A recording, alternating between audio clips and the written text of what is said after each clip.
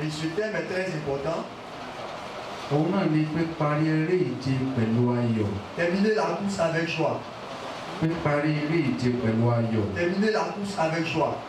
Lórúkọ Jésù, èmi àtẹ̀yin tí a bẹ̀rẹ̀ eré ìje yìí, a ó fi ayọ̀ parí rẹ̀. Nous qui avons commencé cette course, on va terminer avec joie au nom de Jésus. Gbogbo ìjọ àjọ ńlá gbàgbọ́ wípé Et la grande convention croit que ní ọdún yìí en cette année, ní bàbá Súpọ̀ Ayọ̀kúnlé Papa Súpọ̀ Ayọ̀kúnlé wọ́n parí iṣẹ́ wọn gẹ́gẹ́ bí aláṣẹ fún ìjọ onítẹ̀bọmi ní Nàìjíríà àti ní àwọn ìlú tó dé l'Áfíríkà. Il va finir son mandat en tant que le président.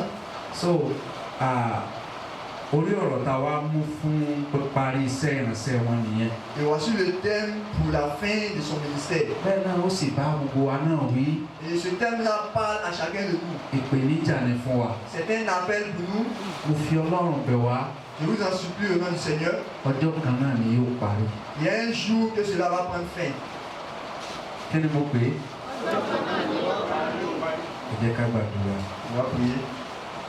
Ọlọ́run á dúpẹ́ lọ́wọ́ yín, ẹ gba ọpẹ́ wa. Ẹ fọhùn sí wa láàárọ̀ yìí. Ẹ tún ayé wa ṣe. Torí Jésù Kristi Olúwa wa. Lọ́dún yìí, En cette année, bàbá wa Súpọ̀ wọ́n ń parí ìrìn àjò wọn gẹ́gẹ́ bí aláṣẹ. il est en train de finir son mandat en tant que président. Wọ́n ń parí ìrìn àjò iṣẹ́ ìránṣẹ́ tá a fi lé wọn lọ́wọ́. Il est en train de finir son mandat ministériel. Ìpèníjà ló sì jẹ́ fún gbogbo wa. Et c'est un appel pour vous et moi. Mo fi Ọlọ́run bẹ̀ wá. Je vous en supplie au nom du Seigneur. Àkókò ń bọ̀ Il y a un temps qui va arriver tí yóò parí. et que cela va prendre fin. Bí ọ̀rọ̀ á ṣe parí lẹ́nìkan ò ṣe kí ni? Et c'est la fin, nous ne connaissons pas. Lẹ́nìkan ò mọ̀. Ẹnìkan kan ò mọ̀ bí ibi tí ó parí sí. Personne ne connaît cette fin-là. So bí wọ́n ṣe gba iṣẹ́ ìránṣẹ́ yẹn Dès qu'il a reçu le ministère, tí wọ́n di ààrẹ ìjọ onítẹ̀bọmi ní 2011. il était président baptiste en 2011. Ó dàbí ìgbà pé kò ní parí mọ́. C'était comme si cela n'allait pas finir. So ó dàbí ìgbà pé yóò máa tẹ̀síwájú. C'était comme s'il allait continuer toujours. Ṣùgbọ́n lọ́dún yìí yóò parí. Mais cette année, le mandat va prendre fin. So tí parí iṣẹ́ ìránṣẹ́ tiwọn kọ́ ni kókó tiwa. Et ce n'est pas la fin de son ministère qui est important pour nous. Píparí ìrìn àjò wọn gẹ́gẹ́ bí aláṣẹ kọ́ ni tó ṣe pàtàkì sí àwa. Ce n'est pas finir son mandat présidentiel qui est important pour nous. Ṣùgbọ́n ìpèníjà tó fún èmi àtẹ̀yìn. Mais l'appel que cela nous lance, vous et moi, Gbogbo tẹ́nì kọ̀ọ̀kan wá ń ṣe yẹn, àkókò ń bọ̀ tó pé ó dé bá. ce que chacun de nous faisons, il y a un temps qui va venir, cela va prendre fin. Àtọ́dá o àti ọ̀dá o, àkókò ń bọ̀ òpin ọ̀sẹ̀ kí ni o yóò dé bá Bon níjọ́ ou kan. mauvais, cela va prendre fin. So ìpèníjà ni fún wa láàárọ̀ yìí. Voici l'appel pour vous et moi ce matin. Láti ronú níbo ni wọ́n parí rẹ̀ sí báyìí. Afin de pouvoir réfléchir, où est-ce que je vais finir Ètí ma mo ń vie? ṣe lọ́wọ́lọ́wọ́ yìí báwo ni wọ́n ṣe parí Ce rẹ̀. que je suis en train de faire présentement, comment est-ce que je vais terminer Àwọn cela? màmá wa wọ́n gbà láti lórí ọ̀rọ̀ yìí fún ọ̀sẹ̀ ìtẹnumọ́ wọn. D'autres mamans ont accepté d'utiliser le thème pour la semaine. Èmi náà wá ń dá padà sí àwọn màmá wa. Et moi aussi, je retrouve ce thème-là à nos Wípé mamans. ó di dandan níjọ́ kan yóò parí náà ni. C'est obligatoire, un jour cela va prendre fin. Nígbà tó bá ṣe parí ọparí náà nù. Et lorsque cela prendra fin, c'est fini. Ṣùgbọ́n bó o lá ṣe parí rẹ̀. Mais comment nous allons finir cela? Bó o lá ṣe parí rẹ̀. Comment nous allons terminer? Ìdí nìyẹn tí wọ́n fi wípé parí eré ìje yẹn pẹ̀lú ayọ̀. Raison pour laquelle on dit terminer la course avec joie. Ọ̀dà kéèyàn parí. C'est bon de terminer, Ṣùgbọ́n kéèyàn parí dáadáa. mais terminer bien. Kéèyàn parí pẹ̀lú ayọ̀. Terminer avec joie. Lọ́dájú. C'est cela même qui est agréable. Ọ̀pọ̀lọpọ̀ wa. Chacun de nous, Etí máa wà lẹ́yìn ọkàn wa. ce que nous avons à cœur, Wípé kò sí tọ́ka ẹnìkan nípa ayé mi. ma vie ne concerne personne. Kò sí tọ́ka èèyàn nípa mi. Ma vie ne concerne personne. Bí mo ṣe lo ayé mi, ọwọ́ tèmi nìkan ló wà. Dès que je mène ma vie, ça dépend de moi. Irọ́ funfun ni. Et c'est le mensonge. Bí èèyàn bá ṣe dáadáa, Et si tu te comportes bien, àwọn èèyàn sọ̀rọ̀. les gens vont parler. Bí èèyàn ò sì ṣe dáadáa, Si tu ne te comportes pas bien, àwọn èèyàn ṣe kí ni? les gens parleront Sọ̀rọ̀. aussi. Yorùbá pòwe. Un proverbe Yoruba. Wọ́n ní bá a bá ṣe ṣe nǹkan, bá a bá ṣe ṣe ara ẹni, bá a bá ṣe ibi a bá tora ara ẹni sí. Ibi tá a bá to ara ẹni sí. Dès que tu te donnes la valeur, Wọ́n níbẹ̀ lèèyàn bá ara èèyàn. c'est ainsi les gens t'accepteront. So ibi téèyàn bá ṣe ṣètò bí ó ṣe parí. Tel que tu programmes comment tu vas finir, náà ni ó ṣe parí rẹ̀. c'est ainsi tu vas terminer. nígbà tí ó di ọdún tó lọ. L'année passée, bàbá pinnu wípé papa a décidé àwọn fẹ́ ká ṣe convention yẹn lẹ́kọ̀ọ́. qu'on fasse la convention à Lagos. wọ́n pinnu wípé Èkó làwọn ti fẹ́ ká parí. Il a décidé cela torí nínú bó ṣe yẹ kó rí ni wípé parce que voici comment cela devait être. ìlú ẹni tó bá jẹ́ olórí wa gẹ́gẹ́ bí president convention wa. Et la ville du président de la convention, ìlú rẹ̀ láti máa parí convention. et c'est dans sa ville on termine la convention. ṣùgbọ́n nígbà tí wọ́n pinnu wípé àwọn ṣe ètò convention lọ́dún tó lọ ní Èkó. Mais lorsqu'il a décidé de vouloir faire la convention à ètò wà Lagos, lẹ́yìn ọkàn wọn ni pé kí wọ́n wá parí lọ́yọ̀ọ́ lọ́dún yìí. et il avait à cœur de finir à Oyo cette année torí pé ọmọ Ọ̀yọ́ ni wọ́n. parce qu'il est fils d'Oyo. ṣùgbọ́n nígbà tí àìsàn tó ń bẹ káàkiri yẹn kò jẹ́ ká ṣe convention lọ́dún tó lọ. Mais lorsque la maladie disciplinaire nous a empêché de faire la convention l'année ṣé wọ́n wá passée, lọ bá wọn. il est allé les voir. wípé bàbá bọ́ọ̀ láwa ṣe ṣe nìsín. Papa, comment nous allons procéder maintenant? bàbá wa wípé èmi ni mo ṣàtọ̀nà bá a ṣe ralẹ̀ lẹ́kọ̀ọ́. Papa a dit, c'est moi j'ai mené les démarches de èmi la mo terre que nous avons ṣàtọ̀nà achetée gbogbo à àwọn Lagos. ìgbésẹ̀ tá a ti gbé. Et c'est moi j'ai entamé les différentes démarches que nous avons so faites. nígbà kẹ́ni kankan wá parí tàbí kọ́ bẹ̀rẹ̀ níbi tẹ́mi lórí wàhálà tí mo ṣe. Je ne vais pas permettre à ce que quelqu'un finisse ou bien commence mes efforts. bàbá ní a ò ní parí nílùú mi. Il dit, je ne vais pas finir dans ma ville natale. ibi ilẹ̀ tí mo ra yẹn náà láti ṣe kí ni o láti lọ parí. Dans la terre où j'ai payé, nous allons terminer là-bas. àwọn èèyàn kùn. Les gens ont murmuré. pé ó ṣe fẹ́ títí ẹ ṣe fẹ́ yàtọ̀. Pourquoi pour lui va être différent? wọ́n ní báwọn ó ṣe ṣe tàwọn nù. Il dit, c'est ainsi lui va faire pour lui. àláwọn parí pẹ̀lú ẹ̀rín. Il va finir avec joie. wọ́n pinnu lọ́kàn wọn bẹ́ẹ̀. Il a décidé dans son cœur mo sì ainsi. gbà ládùúgbò àkọlọ́run ó gbà fún wọn Et bẹ́ẹ̀. je prie que Dieu accepte cela pour báwo nous. làwọn ó ṣe parí báyìí. Comment nous allons finir pour nous ipò aussi? yòówù kéèyàn bá rè yàn. Quelle que soit la position où tu kéèyàn es, jẹ́ ọkọ ìyàwó. tu peux être marié. níjọ́ kan jíjẹ́ ọkọ ìyàwó yóò dópin. Un jour, le fait d'être marié va finir. béèyàn bá jẹ́ ìyàwó. Si tu es femme mariée, níjọ́ kan jíjẹ́ ìyàwó lẹ́ẹ̀dẹ̀ ọkọ yóò dópin. un jour ce statut-là va prendre fin. béèyàn bá jẹ́ ọmọ. Si tu es enfant, níjọ́ kan jíjẹ́ ọmọ yóò dópin. un jour le statut d'enfant va prendre fin. béèyàn bá sì jẹ́ bàbá tàbí tó bá jẹ́ ìyá. Et si tu es papa ou maman, níjọ́ kan jíjẹ́ ìyá àti jíjẹ́ bàbá yóò dópin. un jour ce statut de papa ou ṣùgbọ́n maman va bóun ni finir. ó ṣe parí Mais ní comment ìbéèrè cela tá a va béèrè. prendre fin? C'est la question. Ọlọ́run yóò ràn wá Que lọ́wọ́. Dieu nous aide. ìpèníjà mi rèé. Voici mon appel.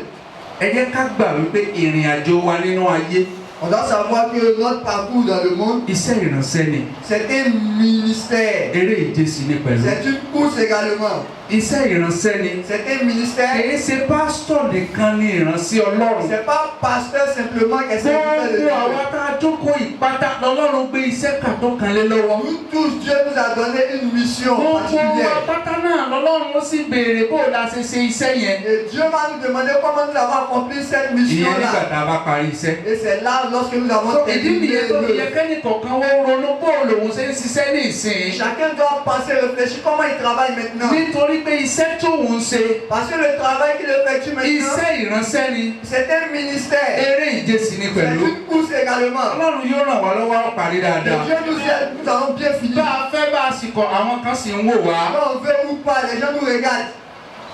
ó lè jẹ́ àwọn áńgẹ́lì.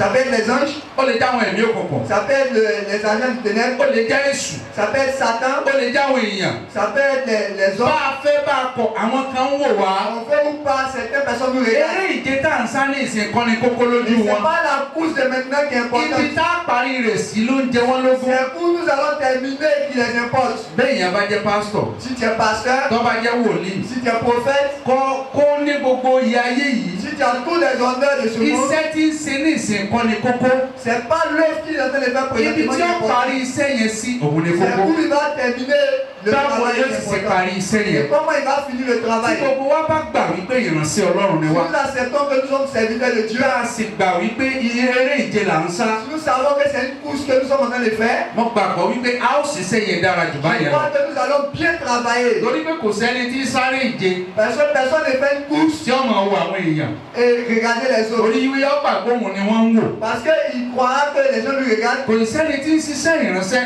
Personne ne effectue le tí ministériel ó gbà wípé ìránṣẹ́ lòun. sans accepter qu'il est serviteur. Ọlọ́run yóò ràn wá lọ́wọ́. Que Dieu nous aide. ẹ jẹ́ á sá eré náà ká lè bá a parí rẹ̀ dáadáa. Faisons cette course-là pour pouvoir bien finir. Ní abala ìpèníjà kejì. Et la deuxième appel. Ẹ jẹ́ ká gbà wípé ẹnìkan ló gbé sẹ́yìn lé wa On lọ́wọ́. doit accepter que c'est quelqu'un qui nous a confié. Bó ti mọ ní ọmọ. Quel que soit nos Kò sí efforts. nǹkan kan tẹ́nìkan ṣe tí èsì pé látọ̀dọ̀ Ọlọ́run ló ti wá. Personne ne peut faire une œuvre sans venir de Dieu. Àfi tó bá jẹ́ nǹkan burúkú. Sauf si l'œuvre est mauvaise. Tó bá jẹ́ pé nǹkan dáadáa lèèyàn ń Si ṣe. c'est une bonne chose qu'on fait, Látọ̀dọ̀ Ọlọ́run ló ti wá. ça vient de Dieu. Tó bá jẹ́ pé a bá mọ̀ yẹn. Et si nous savons cela, Tá a sì gbà pẹ̀lú mi. et que nous allons accepter Ohun tó cela, yẹ ká ṣe ni wípé ce que nous devons faire, ká sa gbogbo ipá wa on doit finir tous nos efforts. láti rí ẹni tó gbé iṣẹ́ yẹn lé wa lọ́wọ́ gẹ́gẹ́ bí ọ̀gá. C'est celui qui nous a donné la mission comme chef. Ọlọ́run lọ̀gá wa. C'est Dieu qui est notre chef. Ṣé ẹ sì mọ̀? Si vous savez, Ìyẹn ló burú jù. c'est cela même qui est méchant. Téèyàn bá ní ọ̀gá láyé. Si tu as un chef qui est vivant Téèyàn sì mọ ọ̀gá èèyàn. et tu connais ton chef, Ṣé ẹ mọ̀ wípé téèyàn bá ń ṣiṣẹ́ ṣe èèyàn lè lọ bá wípé bó ni? et si tu es en Europe, tu peux aller trouver le chef pour dire, Ọ̀gá bó ni ṣé tí mò ń ṣe dáadáa? chef, ce qui est censé de faire, est-ce que je fais bien? Bọ̀ ẹ̀wọ̀n mélòó la mọ ibi tọ́lọ́run ń gbé? Mais est-ce que nous connaissons où Dieu vit? A kàn ń ṣiṣẹ́ náà lọ. On fait le travail simplement. Bá a ṣe dáa, bá a ṣe dáa o. Mais si on a bien fait ou bien on n'a pas bien fait, Àmọ́ on ne sait pas.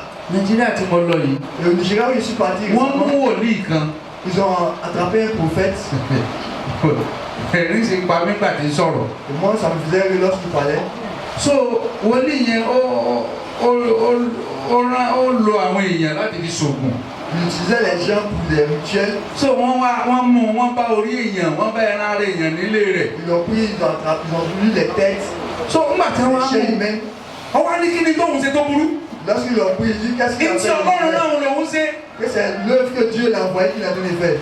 Wọ́n wá ní àwọn èèyàn tẹ pánkọ́. On dit les gens que tu as Ó tués. ní sẹ́yìn lẹ dá ni. Il dit c'est vous qui les avez créés. Ìbá náà lọ dá. C'est pas Dieu qui les a créés. Ọlọ́run tó dá ló rán òun pé káwọn mú káwọn pa. C'est Dieu qui les a créés, qui les a Nítorí pé envoyés kò pour les wúlò. tuer. Parce qu'ils ne sont pas Ó utiles. sì wúlò fáwọn kan. Parce que c'est utile pour d'autres personnes. Ó ní sẹ́kẹ̀ bá ń pe wúlẹ̀ ṣe máa ń múyàn. Il dit est-ce qu'on tue le cabri? Tètè bàbá màlúù tí yẹn máa ń múyàn. Ou bien quand on tue un mouton, quand on tue Ìsì le sọ̀rọ̀ pẹ̀lú cabri. ìdánilójú bí bàbá jàre. Il parle avec assurance comme s'il avait raison. Ṣé ọjà rí? Est-ce qu'il n'a pas raison? Ẹ dáhùn. Ọjà rí. Il a raison. Ọlọ́run ní jẹ́ wọ́n rí amú. Dieu empêche à ce qu'on pousse nous. So ó gbàgbọ́ pé iṣẹ́ ìránṣẹ́ tóun ṣe báwọn ṣe ń pa àwọn èèyàn táwọn fi ń ran àwọn kan lọ́wọ́ táwọn fi ń ṣògo fáwọn kan. Iṣẹ́ ìránṣẹ́ látọ̀dọ̀ Ọlọ́run làwọn ń ṣe. Je crois que son ministère qu'il est en train d'effectuer, c'est Wọ́n ní ọ̀pá yẹn, ó ní sẹ́yìn lẹ́ dání. on dit tu as tué quelqu'un, il dit est-ce que c'est vous qui l'avez créé Ọlọ́run tó cette dá personne? lọ́rùn pé káwọn pa. C'est pas Dieu qui a créé cette personne qui l'a envoyé pour pouvoir le tuer. Mo mọ̀ ìwé wáyà bí tọ́wọ́ wà ní ìṣe òun náà yóò máa gbà pé òun ṣiṣẹ́ Ọlọ́run. Peut-être là où il est, il va croire vraiment Ọlọ́run yóò ràn wá lọ́wọ́. que Dieu nous aide. Iṣẹ́ ìránṣẹ́ yòówù tọ́lọ́run bá gbélé wa lọ́wọ́. Quel que soit le ministère que Dieu nous Ẹja sí confie, dáadáa. faisons-le bien Tọ́ra convenablement. alẹ́ nìkan tó gbé iṣẹ́ yẹn lé wa Parce lọ́wọ́. qu'il y a une personne qui nous a donné, Ẹni tó sì gbé iṣẹ́ yẹn lé wa lọ́wọ́ celui qui nous a donné le travail, yóò béèrè lọ́wọ́ il wa. va nous demander. So bá a bá ṣe parí ni ó sì sọ. Et tel que nous allons finir, cela va déterminer Bínú ẹni yẹn ọba dùn ṣiṣẹ́ tó gbélé wa lọ́wọ́. si ce dernier-là sera content de Oui, l'œuvre pareil. qu'il nous a donné. Iṣẹ́ ìránṣẹ́ wa yóò dópin lọ́jọ́ kan. Et notre mission ou notre ministère va prendre fin un jour. Iṣẹ́ ìránṣẹ́ wa yóò dópin lọ́jọ́ kan. Notre ministère va prendre fin un jour. Bá a fẹ́ bá a kọ̀ òpin òde bá. Si nous voulons ou pas, cela va prendre fin. Nígbà tí mo lọ Nàìjíríà yìí, Quand je suis parti au Nigeria, mo lọ sílé àwọn bàbá wa nínú Olúwa kan. je suis parti chez un de nos papas. Bàbá ti kú. Papa n'est plus de ce monde. Ọ̀pọ̀lọpọ̀ wa náà la mọ̀ wọ́n. Bàbá tó ń bẹ ní Balógun. Beaucoup d'hommes le connaissent. Jẹ́jẹ́ pásítọ̀ Balógun ní nǹkan bí ọdún mẹ́wàá C'est sẹ́yìn. un pasteur 10 ans en arrière. Bàbá ṣe dáadáa. Papa, il était bien. Bàbá rìnrìn àjò dáadáa. Il a mené une bonne vie. Wọ́n sì jẹ́ èèyàn dáadáa. Il était une bonne personne. Ṣùgbọ́n wá gbọ́ Mais écoutez, nínú chọ́ọ̀chì tí bàbá ti parí iṣẹ́ ìránṣẹ́. dans son église où il a terminé le ministère, Kò sí tàn àkọsílẹ̀ tó dáa. il n'y a pas une bonne histoire qui est écrite le concernant. Àkọsílẹ̀ tó wà rèé. Voici l'histoire qui est écrite le concernant. Bàbá ẹ jẹ́ kí n sọ wípé bóyá wọn ò ní ìdílé tó dáa, wọn ò ní ìyàwó tó dáa. Peut-être qu'il n'avait pas une bonne famille ou une bonne femme. Ẹ jẹ́ kí n sọ báwọn. Laissez-moi dire ainsi. So bàbá wa ní wọ́n ń ṣàìsàn. Papa était malade. gẹ́gẹ́ bí ìtàn tá a gbọ́ ìyàwó gbàgbọ́ di tiwọn. Et la femme l'a envoûté. Bàbá bá fọ́ lójú méjèèjì. Papa a été aveuglé les deux yeux. Wà ogun tó ṣẹlẹ̀ ní ogun ìdí àpẹ́ lákọ̀ọ́kọ́ balógun lákọ̀ọ́kọ́ ogun ìdí àpẹ́ so ogun yẹn ló mú kí ìyàwó gbàgbọ́ di kí bàbá sì fọ́ lójú. Et il y avait des combats qui ont permis à ce que papa puisse So être wọ́n wá ń aveuglé. tọ́jú bàbá ṣiṣẹ́ lọ́la wọ́n ṣiṣẹ́ ní fìdítì wọ́n ṣiṣẹ́ ní wọ́n máa Papa a travaillé dans plusieurs villes. mo pè láti Dálówá ni wọ́n ti kú tí wọ́n fi lọlé. Il est quitté à Dallon pour aller au Nigeria. So wọ́n jẹ́ èèyàn tó dáa. C'est une bonne personne. Evangelist sì ni wọ́n. C'est un évangéliste. Wọ́n sì gbóná. Et il a le feu en lui. Mo rántí pé mo mọ iye àjẹtọ́kà ní ọ̀dà wọn nígbà tí wọ́n fi wà lọ́la. Il sait combien de sorciers qu'on confessait lorsqu'il était dans un ministère. Bẹ́ẹ̀ náà ní Balógun. Même à Balogun aussi. Mo ní ìrírí ẹyọ kan nígbà mo fi wà nílé. Et j'ai vécu cela lorsqu'il était au Nigeria avec moi. Ọlọ́run lò wọ́n dáadáa. Dieu l'a utilisé. Ṣùgbọ́n nígbà bàbá wa fọ́ lójú. Mais lorsque papa est devenu aveugle, Wọ́n wá gbé bàbá lọ sí olóògùn. il a mené chez un marabout. Olóògùn sá ṣiṣẹ́ bàbá sá yájú. Et papa a retrouvé la vue. Àbí ọ̀dà bá. Est-ce que cela n'est pas bien? Bàbá yájú. Papa a retrouvé la vue. Alléluia. Bàbá sá yájú. Papa a retrouvé la vue. Nínú pé ìyẹn yájú. Et après avoir retrouvé Bàbá la ń vue, rìnà. papa a commencé à Bàbá wa voir. padà wá sórí ìjọ wọ́n bá ìsìn lọ. Et il est venu dans l'église. Wọ́n wá fẹ́ ṣèpàdé sẹ́jọ́ kan. Et on devait faire réunion et bilan du travail. Olóògùn tí ó ṣoògùn tí bàbá fi yájú. Et le marabout qui a fait le rituel pour papa pour qu'il puisse. Òun náà wá wá ṣọ́ọ̀ṣì. Et il est venu à l'église. So níbi tí bàbá fẹ́ darí ìpàdé sẹ́lọ̀. Et lorsque papa est en train de diriger la réunion, Lọ́wọ́ náwó. il a levé la main. Ẹ dákun máa lọ́rọ̀ o. Il dit je veux parler. Pásítọ̀ ọ̀ tí ì san ẹ̀jẹ̀ ẹran ewúrẹ́ àti adìẹ ojú rẹ̀ lè padà fọ́ o. Pasteur, tu n'as pas encore payé tes vœux, tu n'es pas encore acquitté du rituel que tu dois donner en retour pour pouvoir retrouver la vie. Ṣọ́ọ̀ṣì bá dàrú. Et l'église s'est mélangée. Àmọ́ bí ọ̀rọ̀ parí sí pé wọ́n ṣẹ̀jẹ̀ wọ́n ṣàtúmọ̀ wọn àfa wọ́n sáwọn olóògùn kọ́ta wọn. Ou pas, on ne sait pas où cette histoire est finie. Ilé tí sẹ́ẹ̀rọ̀ ṣe parí sí. Voici là où son ministère est terminé. Bàbá wa padà fọ́ lójú náà pẹ́ẹ́kẹ́ náà. Papa est devenu aveugle encore après. Àìsàn wa tún bẹ̀rẹ̀ sí ní sí. Et la maladie a commencé. Bàbá tó gbàdúrà tí ojú afọ́jú là. Papa qui a prié pour que l'œil de l'aveugle puisse s'ouvrir. Òun kú láfọ́jú. Et lui, il est mort aveugle. Wọ́n gbàdúrà tí arọ́ rìn. Il a prié pour un handicapé, il a marché. Àwọn yarọ kú. Et lui, il est resté handicapé et il est mort. So nígbà tí mo láǹfààní láti lọ sílé lọ́dọ̀ wọn. Lorsque j'avais l'opportunité de partir chez lui, Tí mò ń bá ìtọ́jẹ́ bí àbúrò sọ̀rọ̀. lorsque je parlais avec un de ses petits frères, Ó lè yẹ pásítọ̀. il dit, lui est pasteur, Bẹ́ẹ̀ sì bẹ̀rẹ̀ dáadáa ìkọ́ni kókó. c'est pas comme vous avez bien commencé qui est le plus important. Ìtẹ́ parí sí lọ́jà.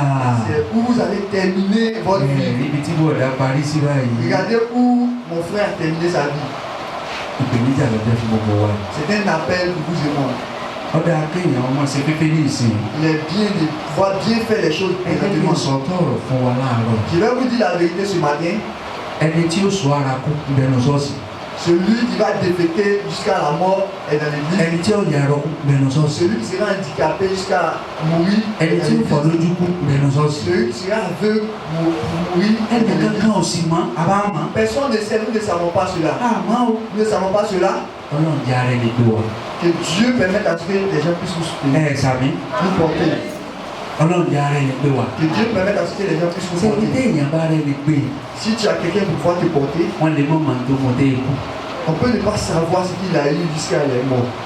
Níbo náà parí ìrìn àjò tá bẹ̀rẹ̀ sí? Où nous allons finir notre vie.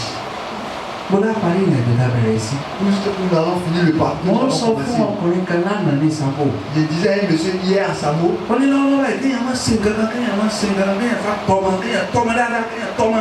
il dit actuellement c'est de bien Téèyàn bá tọ́mọ débi tó yẹ kó prendre soin tọ́mọ dé. des enfants, mettre-le à leur disposition, Lọ́jọ́ alẹ́ báyìí ọkàn rẹ̀ ó balẹ̀ ni. les éduquer un jour, tu as le cœur tranquille. Mo ní bọ̀dá ṣe ìgbọ́n sí ni àbẹ́ ń gọ̀ sí. Il dit est-ce que tu es en train de devenir sage ou bien Èmi ò pé ẹ má tọ́mọ o.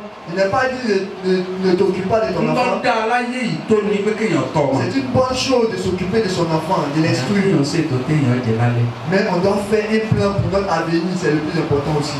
Torí pé kì í ṣe gbogbo ọmọ Parce que ce n'est pas tous les enfants ní máa ń mú gbogbo tó bá rí wá sọ́dọ̀ òbí. Ils sont reconnaissants en apportant ce qu'ils ont à bí ó ṣe l'important. tó àjẹkù ni wọ́n mọ̀ fún yín. Quelle que soit leur intelligence, c'est le reste. Ils bó vont ti wulẹ̀ kọ́ dá fọ́mọ ọ̀hún tó. Quelle que soit la reçue de l'enfant, àjẹkù ni wọ́n fún yín. c'est du reste qu'ils vont vous donner. bí màá bá jẹun tí wọ́n bá yí okú. S'ils ont fini de manger après d'être rassasiés, wọ́n wà ní tò bóyá máàmí ils vont appeler maman. mo rí bẹ́ẹ̀ pé lálẹ́ àná tètè rí kọ́ọ̀lù yín Il ni. dit que tu m'as appelé hier, il n'a pas vu l'appel. ẹ má bínú tí ò sí. Ne te fâche pas, qu'est-ce qu'il y a? kò sówó tí ilé ìjẹun ni. Il n'y a pas d'argent pour manger. ọ̀dà màá ràn yàn sí títí ìrọ̀lẹ́. Tu vas envoyer quelqu'un vers toi jusqu'au soir. aago tí ó ràn yàn sí yín ló wí.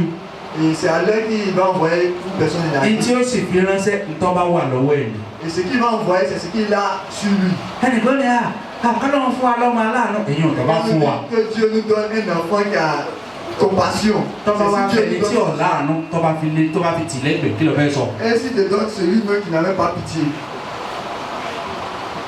tọ́mọ rẹ̀ bá jọ́kùn yìí. Si ton enfant c'est un garçon tíyàwó náà sì lóbì. et sa femme a des parents, tí sẹ́kán mi fúnra ń wọlé fún wọn lóṣù. s'ils ont 50 000 francs chaque mois, sọ̀rọ̀ pé wọ́n rí dí mi fúnra náà sẹ́kán mi ni. je pense que tu auras 10 000 dans les 50 000. ìrọ̀lọ́pàá. Tu as menti. o lè rí dí mi náà rẹ̀. Tu ne peux pas avoir 10 000 francs. torí bàbá ìyàwó àti ìyá ìyàwó jẹun jùwọ́ tó ọdẹ bàbá ọkọ rẹ̀. Parce que ses beaux-parents vont bénéficier que toi-même qui es son ẹ papa. má jẹ́ apárọ́ tara wa jẹ́. Ne nous blaguons pas. bó ti wulẹ̀ kọ́kùnrin láàánú tó. Quelle que soit la compassion d'un homme, àdúrà ní pé kó ní ìyàwó tó dáa. et sa prière, c'est qu'il puisse avoir ìdí une bonne nìyẹn tí femme. mo fi ń sáré tí mo fi ń pè wá nígbà yẹn ẹjẹ́ àwọn náà bá ṣe parí dáadáa. Raison pour laquelle je vous interpelle pour so pouvoir mo bien ń sọ finir la fún ẹbí course. yẹn lánàá mo ní bẹ́ẹ̀ yẹn bá tọ́ ọmọ jù bẹ́ẹ̀ lọ. Je disais, même si on s'occupe d'un téèyàn náà ó enfant, ṣètò kí lòun ó jẹ lálẹ́. tu dois faire ton plan. Qu'est-ce que tu vas manger dans l'avenir? mo fẹ́ parí báyìí. Je vais terminer ici. mo lórí ọ̀fẹ́ kan láyé mi. J'ai une grâce particulière dans ma vie. mo fojú kan bàbá Ọbásanjọ́ rí mo fojú kan. J'ai vu le président Obasanjo une bàbá fois. arákùnrin wa tó fún mi dáná. dádì wọn ní ẹjẹ kí n lórí ọ̀fẹ́ yẹn. Et c'est son papa qui a permis à ce que je puisse avoir cette grâce-là. so bàbá yẹn ló wá sọ gbólóhùn kan.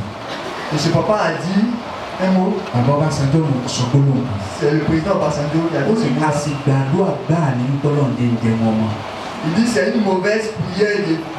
C'est un mauvais sujet de prière que Dieu fasse ce qu'il puisse ó ní tẹ́ toucher ẹ mes enfants. bá jẹun kò fọmọ kí ni bẹ́ẹ̀. Et si tu manges et donner le reste à tes enfants, qu'est-ce qu'elle ní vous fait? àdúrà tí ẹ gbà ní pé kọ́lọ́run jẹ́ ń jẹun kò fọmọ. Et c'est une prière que tu dois faire, que Dieu fasse ce qu'il puisse donner du reste à mes enfants. tẹ́ ẹ bá ní yóò tètè dáhùn fọmọ tí ó tètè dáhùn tẹ́ ẹ sì lè rìn. Et si tu penses que l'enfant va vite réussir, tu n'as pas vite réussi, Et où le méchant? c'est quelle course maintenant tu vas commencer à ṣùgbọ́n faire? tẹ́ ẹ bá jẹun kù. Mais si tu fais tous tes efforts et, tọ́mọ bá que ní bá mi mo mú ní má jẹ méjì wá fún yín ni.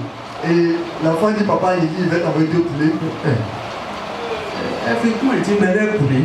Quand vous complétez ce qui est à dehors, aládùúgbò àdúrà rẹ. ça c'est ce genre de prière là. ẹ fi adìẹ tó fáwọn ọmọ adìẹ ń gẹ́ ti pọ̀ èèyàn ò dáa báwọn. Les poulets même sont trop nombreux, donnez aux enfants, ça c'est bien.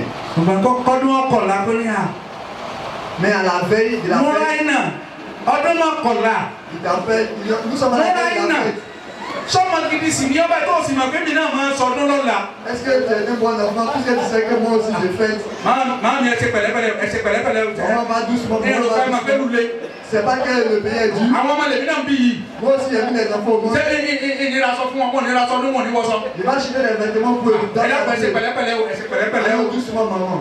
ṣé n tó ti ṣe tó sì dá sẹ́rọ̀ lè tí o ti sọ ń gbòòrò ẹnu. ẹ bọ́bá rọ ẹ̀yin ẹ̀ wá máa ṣiṣẹ́ kẹ́rin kó ṣe lé tó. Si tu parles c'est pas Autant le sort. travailler. C'est la vérité. ètí ń wí ni wípé nígbà tó mọ̀ pé Ce qu'il dit. ọ̀fẹ́ jẹun lálẹ́. C'est que tu veux. kí ló dé tó òkú náà mọ iṣẹ́ nígbà tó wà lọ́sàn-án. Pourquoi tu travailles C'est pas que Milo fait manger. actuellement? èmi náà jẹ o. Bénéficier de moi. Moi aussi je vais bénéficier. yóò dára fún wa o. Nous serons bénis. yóò dára fún wa o. Nous serons bénis. yóò dára fún wa o. Nous serons bénis. ẹja sáré bó láti parí dáadáa. Faisons nos efforts à pouvoir bien bá a ṣe ń t'aider. sáré nípa tẹ̀mí. Tel que nous courons ká spirituellement. sáré nípa tara. Nous courons physiquement aussi. nàìjíríà tí mo lọ yìí. Au Nigeria où je suis parti, mo gbé gbòòrò. j'ai vu que les choses sont dures. kí ni mo pè é. nǹkan lé o. Les choses sont compliquées. nǹkan lé o. Les choses sont compliquées. mo wà ní oúnjẹ wa ń jẹun wọn á ní ẹ bá ń fi pèrè kan sí i. èmi ò sẹ́ni ti Gabriel Jolie o mi ò sẹ́ni ti tiẹ̀ pèrè kan lásán lè mi ní ẹ bá ń fi sí i. Avec un seul mot, il mangeait. Bàbá kan wá jókòó níwájú mi. Il y a un papa qui me faisait face. Báwo ni ẹ dákun? Il me demandait pardon. Ẹ omi ọbẹ̀ yín ẹ dákun bá ń ṣẹ́ díẹ̀ sí i kéfì dẹ́ ẹ bá. Votre sauce tomate, là, donnez-moi un peu pour que je puisse manger. Torí bàbá ra ẹ̀bà ẹyọ kan. Il a acheté un cabato, on peut le dire. Bàbá wa ń kó ẹ̀bà wá láti ilé Et bíi il est mẹ́rin. venu avec le cabato de la maison. Ọjọ́ márùn-ún. Ça fait 5. Bàbá wa gba ọbẹ̀. Et il est venu chercher sauce. Ìyá olóúnjẹ ní nítorí pé kọ̀ọ̀ra ẹran kò ní gbomi ọbẹ̀. La femme dit parce qu'il n'a pas acheté la viande, il ne va pas prendre la sauce tomate. Tẹ́lẹ̀ bá ọmọ mi táyé dáadé nu o. Regardez comment le monde est. Pé nítorí pé ẹ̀ra ẹran kò sómi ọbẹ̀ bàbá ló kò fara mọ́. Parce qu'il n'a pas acheté la viande, il n'a Èmi pas la wá sauce tomate. èmi ra fùfú. Moi, j'ai acheté le foufou. Mo gba pèlè mo gba pọ̀nmọ́ kan. J'ai pris la. Mo wá ní wọ́n tún fi pọ̀nmọ́ ẹlẹ́ẹ̀kejì sí. Il a dit de nous Wọ́n ẹ mọ̀ pé kò sí bí wọ́n ṣe mú pọ̀nmọ́ tó bí ọbẹ̀ òní.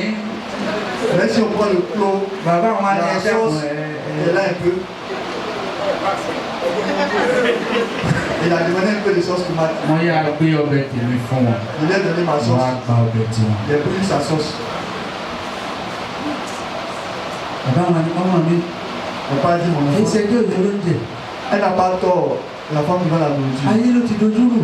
C'est le monde qui est mélangé ici. Mo máa sọ orí ètí mo ń jẹ ó tó dọ̀sán ọ̀la báyìí. T'as vu ce que c'est de manger? C'est jusqu'à demain midi. Hein.